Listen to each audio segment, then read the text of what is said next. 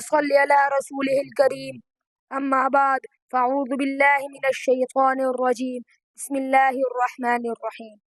All praise is due to the Allah. Peace and blessings be upon and after whom there is no prophet. Dear brothers, I begin with a powerful verse of Quran. This is the book about which there is no doubt.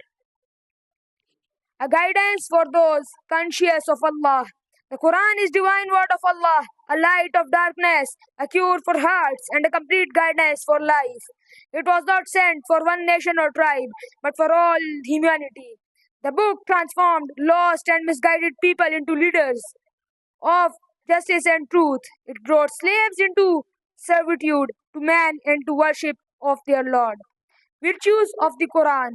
Let us reflect on just a few of countless virtues of Quran. The source of guidance. The Quran provides complete guidance and an individual, social, and spiritual lives. It shapes characters, reforms societies, and purifies hearts. A cure for hearts, and we send down the Quran, and that is healing and mercy for believers.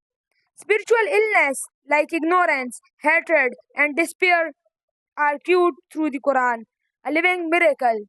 The Quran is a miracle preserved for all time. Millions has memorized it word to word, and not a single has changed since it was revealed. An intercessor of Day of Judgment. The Prophet ﷺ said, recite the Quran, for it will come as intercessor for its companions and for Day of Judgment. What is our relation with Quran?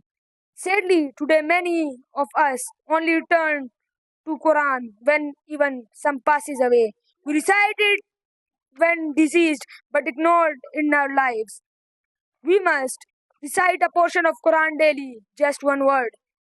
Try to understand its meanings and reflect upon it. Apply teachings in our daily lives. A call to action. The Quran is more just a book. It's a divine letter for our Creator. It's our manual life, a light in darkness and a path to Jannah.